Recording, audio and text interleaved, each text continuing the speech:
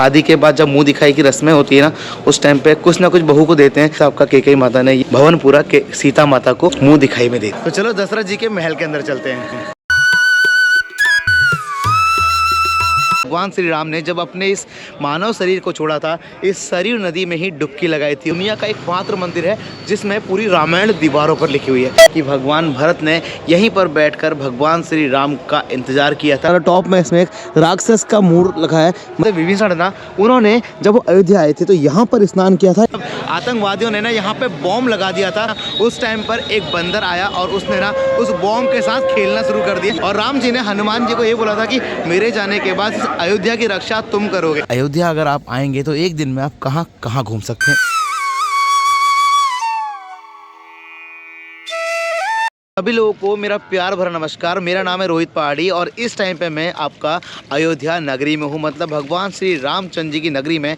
और अभी जहाँ पर मैं खड़ा हूँ ना, यह है आपका सरयू नदी। और पिछले 2 ब्लॉग में आपको देखकर पता चल गया होगा कि आपके रोहित पहाड़ी इस समय अयोध्या की यात्रा में है। और अगर आप अयोध्या आएंगे और एक दिन में आपको अगर अयोध्या घूमना है और सारे जो स्थल हैं, जितने भी मतलब महल हैं, जितनी भी यहाँ की विशेषताएँ हैं, अगर एक दिन में आपको घूमना है तो आज के इस वीडियो में सारी जानकारी आपको डिटेल में दूंगा। और तो राम मंदिर कहाँ पर है, हनुमान जी कहाँ पर रहते हैं, दशरथ जी कहाँ पर रहते हैं, माता कैकेयी कहाँ पर रहती है, विभीषण ने कहाँ बनाया था, रामलीला के जितने भी आपके वो सब उनका भवन किधर किधर है। तो आज के इस वीडियो में मैं शुरुआत करने वाला हूँ अयोध्या की यात्रा की। तो जय श्री राम। अगर आपने अभी तक कमेंट नहीं किया है तो भाई सबसे पहले तो आप ना एक बढ़िया सा कमेंट कर दीजिए, भगवान राम को नमन कर दीजिए। अभी मैं आपका सबसे पहले सरयू नदी पर क्यों आया हूँ, पुराणों में लिखा गया है अगर आप अयोध्या आ रहे हैं और अयोध्या आने के बाद सबसे पहले आपको सरयू नदी में स्नान करना पड़ेगा भगवान राम के दर्शन से भी पहले, फिर जाके आप अयोध्या के एक एक स्थल को घूम सकते हैं। मैं सबसे पहले मैं आ चुका हूँ इस सरयू नदी पे। ऐसा कहते हैं कि भगवान श्री राम के जन्म से लेके वनवास से लेके उनकी समाधि लेने तक सरयू नदी आज तक उस सब चीज़ों का साक्षी रही है। और ये एकमात्र नदी है सरयू नदी जिसने आज तक अपनी दिशा कभी नहीं बदली। कितनी नदियाँ आई और गई, अपनी दिशा बदली, लेकिन सरयू नदी ने कभी भी अयोध्या को नहीं छोड़ा। इस सरयू नदी की जो लंबाई है वो 350 किलोमीटर लंबी है और ये उत्तराखंड के पहाड़ों से निकलते हुए बागेश्वर शहर, जो बागेश्वर धाम जी का जो मंदिर है, उसके बिल्कुल पड़ोस से होकर निकलती है और पहुंचती है आपका अयोध्या। आप अयोध्या आ रहे हैं तो सरयू नदी में आप बनारस की तरह ऐसी स्पीड बोट का और बोटों का लुत्फ भी उठा सकते हैं। और अगर आपने रामायण देखी होगी तो आपने देखा होगा भगवान श्री राम ने जब अपने इस मानव शरीर को छोड़ा था, इस सरयू नदी में ही डुबकी लगाई थी और डायरेक्ट बैकुंठ धाम चले गए थे। सरयू घाट से बाहर आने के बाद जब आप रामपेड़ी की तरफ जाएंगे तब आपको एक बड़ी सी वीणा दिखाई देगी। ये वीणा यहाँ पे क्यों लगी है, ये इस चौक का नाम है लता मंगेशकर चौक। और लता मंगेशकर हमारी स्वर कोकिला है, आपको पता ही, हमारे पूरे भारत का सम्मान है वो संगीत के रूप में। उनके नाम पर इस चौराहे का नाम लता मंगेशकर चौक रखा है। तो अब यहीं से पास में मात्र 100 मीटर की दूरी पे रामपेड़ी है। अब रामपेड़ी का मतलब जैसे आपका हर की पैड़ी है ना हरिद्वार में, वैसे यहाँ पर रामपेड़ी है, वहीं लेकर चलता हूँ। रामपेड़ी पहुँच चुका हूँ और ये है आपका रामपेड़ी का घाट। और पता है इसके बारे में सबसे इम्पोर्टेंट बात आपको बताता हूँ कि वही पेड़ी है जहाँ पर भगवान श्री राम स्नान करने यहाँ पर आया करते थे। अब इसमें नहाने से तीर्थों की यात्रा कैसे होती है उसके पीछे एक बहुत लंबी पौराणिक कहानी है। जब भगवान लक्ष्मण को चारों तीर्थों की यात्रा करनी थी तब भगवान श्री राम ने यहाँ पर खड़ा होकर उनसे कहा है कि जो रोज़ सुबह यहाँ आकर सूर्योदय में सूरज को जल चढ़ाएगा और स्नान करेगा उसकी चारों तीर्थों की यात्रा पूरी मानी जाएगी। तो भाई वैसे तो आप किसी भी शहर जाएं, किसी भी टूरिस्ट प्लेस में, आपको टैक्सी, ऑटो, बस और सब कुछ मिल जाएगा। लेकिन आपको अगर कहते तांगे की सवारी करनी है, मतलब घुड़सवारी करनी है, तो अयोध्या में आपको घुड़सवारी भी मिल जाएगी। फर्क है आराम से पलट ना जाए, पलटेगा तो नहीं, आराम से आप भी बैठ जाइए। तो भाई ये देखो ऐसे घोड़े से सवारी होगी पूरी अयोध्या की। आज का अयोध्या दर्शन ऐसे घोड़े तांगे में बैठ के होगा। और चच्चा जरा जिला में एक है, हर जिला में एक घोड़ा है, पूरे जिला में एक है। अच्छा पूरे जिला में एक घोड़ा है, अरे बड़े लकी हैं यार हम लोग। और बात है जिला में आपका शुभ नाम क्या हुआ? बगलती गड्डी वाले। वैसे तो मैंने ये तांगा बुक किया था आपका कार सेवक जाने के लिए, लेकिन तांगे वाले भाई साहब से हमारी ऐसी मित्रता हो गई कि उन्होंने बोला कि मैं आपको घुमाता हुआ ले जाता हूँ। यहाँ पे वाल्मीकि भवन है, लेकिन अभी जिस मंदिर के सामने मैं खड़ा हूँ इस मंदिर का नाम है रामायण मंदिर, वाल्मीकि रामायण मंदिर। ये एक दुनिया का एकमात्र मंदिर है जिसमें पूरी रामायण दीवारों पर लिखी हुई है। चलो इसके दर्शन करके आते हैं। कुछ इस प्रकार है, देखिए। अब आपको इस भवन की ना सबसे जो विशेषता है ना, पूरी की पूरी रामायण इस भवन में लिखी हुई, देखो आप। अभी तो मैं पहली बार आपका अयोध्या की यात्रा कर रहा हूँ, यूपी की यात्रा कर रहा हूँ। पूरे यूपी में ना ऐसे बहुत सारे भवन हैं जहाँ अलग अलग विशेषताएं हैं, ठीक है। तो ये सारी चीज़ें आप नोट करना और वीडियो को कहीं भी स्किप मत करना, वरना आप अगर अयोध्या आएंगे तो आपको फिर बहुत सारी प्रॉब्लम होगी कि एक एक मंदिर, एक एक महल और एक एक इंपॉर्टेंट चीज़ आपको इस वीडियो में दिखाऊंगा। अब हम चलते हैं यहाँ से किसी अगले एरिया के लिए। तो भैया जी, मैं आपका आ चुका हूँ सीता माता के कनक भवन में, जो आपका सीता माता को मुँह दिखाई में मिला था। मेरे बिल्कुल ठीक सामने है ये कनक भवन।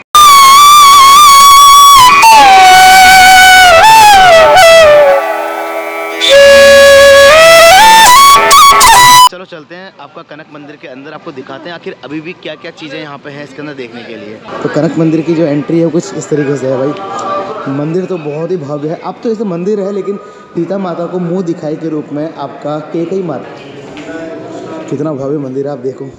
वही भवन है जो माता सीता को कैकेयी माता ने आपका मुँह दिखाई के रूप में दिया था, और इसका नाम है आपका कनक भवन। तो मैं चाहता हूं कि इस बार अयोध्या की पूरी यात्रा में मैं आपको वो सारी चीज़ें एक ही ब्लॉग में दिखा दूं जो आप में देखना चाहते हैं। अगर आपको ये सब कुछ देखकर लग रहा है कि मैं सारी चीज़ें, सारी इन्फॉर्मेशन आपको दे पा रहा हूं, तो प्लीज़ प्लीज़ प्लीज़ सीताराम लिख देना इस बार कमेंट में, सिर्फ सीताराम, ठीक है। आज के टाइम में तो हमारे घरों में नल है, टोटी है, मोटर है, पानी की मोटर है, लेकिन उस टाइम पे भाई पानी के कुएं हुआ करते थे। तो ये एक छोटा सा प्रमाण है, इसको जंजीरों से मतलब पैक कर रखा ताकि इसके अंदर कोई जा ना पाए। ये एक छोटा सा कुआं था, यहाँ से पानी निकाला जाता था। शादी के बाद जब मुँह दिखाई की रस्में होती है ना, उस टाइम पे कुछ ना कुछ बहू को देते हैं। आपका कैकेयी माता ने भवन पूरा सीता माता को मुँह दिखाई में दे दिया। चलते हैं दूसरे महल के दर्शन करने के लिए। तो भाई अब हम आ चुके हैं एक और नए स्थान के पास में। यहाँ पे भाई ना बहुत सारे श्रद्धालु जो भी आ रहे हैं ना, उनको टीका लगवाने के लिए यहाँ पे बहुत सारे पंडित साधु लोग घूम रहे हैं। कैसे लग रहे हैं आपके रोहित पहाड़ी? तो भैया जी, आपने देखा ना, अभी एक पंडित जी मुझे मिले, उन्होंने मेरे माथे पे ना ये पूरा टीका वीका लगा दिया, क्योंकि मैं भैया अयोध्या के अंदर हूँ, लगना भी चाहिए ना, क्योंकि यहाँ बहुत सारे साधु ना इस तरीके से हाथ में कलर लेके चल रहे हैं। अब आपको मैं लेकर आ चुका हूँ आपका अयोध्या में हनुमानगढ़ी में। पहले मैं हनुमानगढ़ी के महत्व के बारे में आपको बताता हूँ। जब भगवान श्री राम ने ना अयोध्या से गए थे बैकुंठ की तरफ, तब हनुमान जी को ये बोल कर गए थे कि तुम हमेशा यहाँ पर विराजमान रहना, और इसका प्रमाण उन्होंने दिया इस कलयुग में अपने भक्तों को। जब आतंकवादियों ने ना यहाँ पे बॉम्ब लगा दिया था, पूरी आर्मी और जो बॉम्ब डिफ्यूज़ करते हैं वो सब लोग इतने परेशान हो गए थे ना, उस टाइम पर एक बंदर आया और उसने ना उस बॉम्ब के साथ खेलना शुरू कर दिया और वो बॉम्ब डिफ्यूज़ कर दिया। तब से ये माना जाता है कि भैया आज भी हनुमान जी इस हनुमानगढ़ी में निवास करते हैं। और ये सामने है आपका हनुमानगढ़ी मंदिर, अयोध्या का एक और नया स्थल जहां पर आप अयोध्या में आकर घूम सकते हैं। और राम जी ने हनुमान जी को ये बोला था कि मेरे जाने के बाद इस अयोध्या की रक्षा तुम करोगे, तो इसलिए ऐसा माना जाता है कि आज तक हनुमान जी यहाँ पर निवास करते हैं। चलो अब हम आपका हनुमानगढ़ी मंदिर के अंदर की तरफ जा रहे हैं, और यहाँ पे ना ऐसी कुछ सीढ़ियाँ हैं, इनको चढ़ने के बाद आप हनुमान मंदिर के अंदर पहुँचेंगे।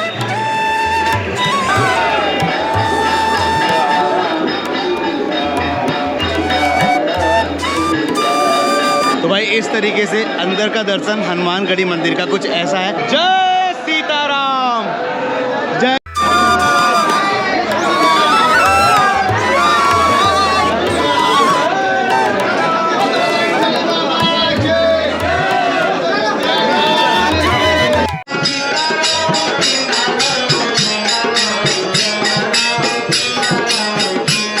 सारी दीवारों पर ना आपका हनुमान जी के सारे भजन, हनुमान चालीसा इस तरीके से पूरी लिखी हुई है। यहाँ पर जो भजन कीर्तन सुन रहे हो ना, यहाँ पर बस सीताराम के भजन लगातार 24 घंटे चलते रहते हैं। भैया जी, हनुमानगढ़ी मंदिर के दर्शन करके मैं मंदिर से बाहर की तरफ आ गया हूँ, और यहाँ पर जो हनुमान जी है ना, मुझे यहाँ आकर पता चला हनुमान जी यहाँ पर अंजनी माता की गोद में विश्राम करने वाली मुद्रा में है। आप भी अगर अयोध्या आते हैं तो आप हनुमानगढ़ी भी आ सकते हैं, क्योंकि यहीं से पास में दशरथ का महल, यहीं से पास में राम मंदिर, यहीं से पास में कनक भवन, यहीं से पास में वो सारे भवन हैं। तो चलो अभी एक एक करके सारे भवन के दर्शन और करते हैं। अगर आपको लगा हो कि मैंने आपको हनुमानगढ़ी अच्छे से दिखाया तो जय बजरंगबली लिख देना।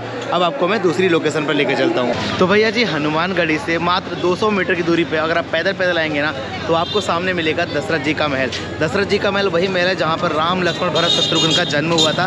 बिल्कुल मेरे ठीक सामने आपको एक महल दिखाई दे रहा होगा, और सामने लिखा भी देखो, श्री चक्रवर्ती महाराज दशरथ जी का महल।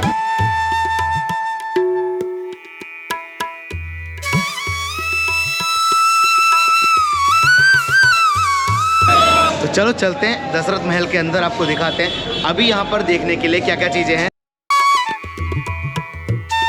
ये दशरथ जी के महल का द्वार है। मैं आपको इस द्वार से अंदर लेके चलता हूँ, आपको दिखाता हूँ कि हमारे राम लला कहाँ पैदा हुए थे और दशरथ जी कहाँ रहा करते थे। तो चलो दशरथ जी के महल के अंदर चलते हैं।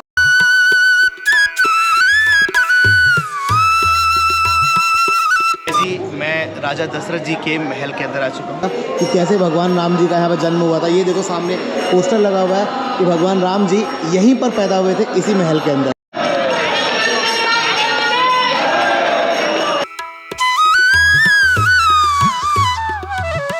इस समय मैं दशरथ महल के अंदर हूँ, जहाँ पर भगवान राम, लक्ष्मण, भरत, शत्रुघ्न का जन्म के बाद उनका बचपन भी यहीं पे बीता है। तो ये भवन वही भवन है।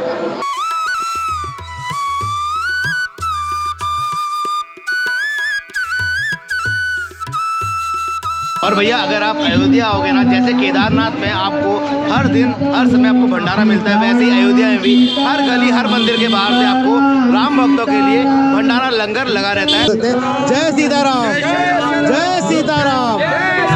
अयोध्या जो भी राम भक्त आएगा वो भूखा नहीं जाएगा, समझ गए आप। चलते हैं, अब कुछ नया देख कर आते हैं। तो भाई जी जब आप अयोध्या घूमेंगे आपको दशरथ महल और आपका विभीषण कुंड के बीच में आपको राम भरत मिलाप एक भवन मिलेगा, जहाँ पर भगवान राम जब वन से वापस आते हैं तो उनसे भरत मिलते हैं। उस भवन का नाम है राम भरत मिलाप भवन। तो चलो आपको मैं राम भरत मिलाप का भवन दिखाता हूँ।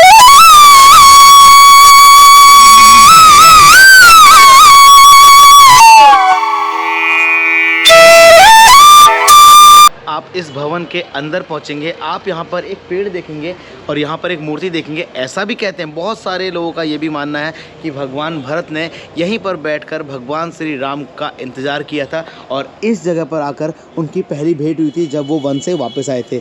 और ये यहाँ पर जो आपको ये बड़ी सी एक मूर्ति दिखाई दे रही है, ये है भगवान भरत की मूर्ति। जय श्री राम। तो आपको मैंने भरत मिलाप भी आपको दिखा दिया है। अब जब आप अयोध्या घूम रहे होंगे ना, तो आपको वहाँ पर एक सबसे ऊंचा मंदिर दिखाई देगा।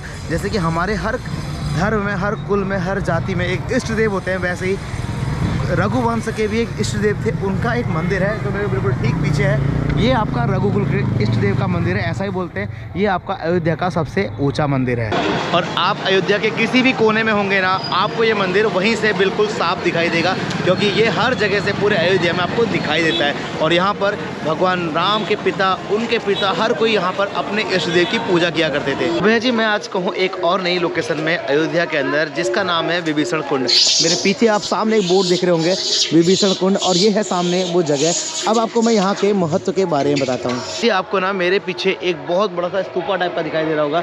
इसमें अगर आप ध्यान देंगे ना, तो टॉप में इसमें एक राक्षस का मूर्त लगा है। मतलब जो विभीषण थे वो आपके राक्षसी तो थे ना, स्वभाव के राक्षस नहीं थे, लेकिन उनका जो जाति थी वो राक्षस थी, वो रावण के छोटे भाई थे। जिस टाइम पे आपका भगवान राम को 14 वर्ष का वनवास पूरा करने के बाद, रावण को मारने के बाद जब वो वापस अयोध्या लौटे, तो फिर उनका राज्य अभिषेक प्रोग्राम हुआ, जिसमें उन्होंने देश विदेश के अलग अलग राजाओं को इनवाइट किया था। उसमें से एक थे रावण के छोटे भाई विभीषण, क्योंकि वो भी भगवान राम के मित्रों में से एक थे, उनको भी इनवाइट किया था। तो जब विभीषण आपका अयोध्या आए थे, तो उन्होंने यहाँ आने के बाद, जहाँ पर तो आप मेरे पीछे देखेंगे ना, तो ये है भैया वो विभीषण कुंड, जहाँ आपको एक मूर्ति दिखाई दे रही होगी, वो है भैया राजा विभीषण, लंका के राजा, लंका के राजा महाराजा, दिन रात बजे रण का बाजा है, जहाँ मैं जिसकी धूम।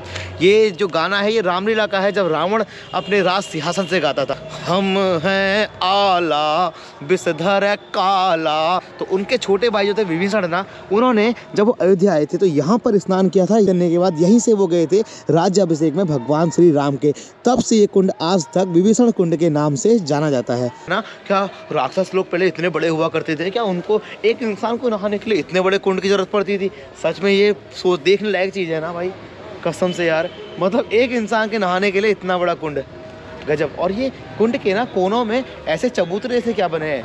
क्या ये बाथरूम हुआ करते थे या फिर कपड़े चेंज करने वाले कुछ होते होंगे शायद, जहाँ तक मुझे लगता है। चलते अभी कुछ और नया देखते हैं। यहाँ एक दिन में आप अयोध्या में क्या क्या घूम सकते हैं। आप पहुँच चुके हैं भगवान श्री राम मंदिर के मुख्य द्वार पर।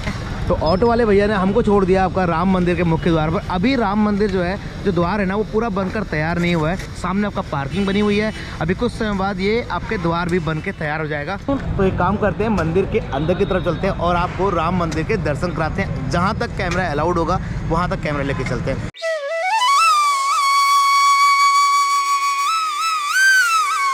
तो जी मैं आपका पहुंच चुका हूं राम मंदिर के मुख्य द्वार पर, मतलब जहां से मंदिर के अंदर प्रवेश करना है। को मैं अब एक चीज़ दिखाता हूं ना, यहाँ पे ना रोज राम लक्ष्मण सीता जी की ना झांकियाँ चलते रहती है। यहाँ पे लोकल के लोग ना आपका वो पोशाक पहन के, जैसे रामलीला में लोग पहनते हैं ना, वैसे यहाँ तो झांकी निकालते हैं। मैं आपको दर्शन कराता हूँ।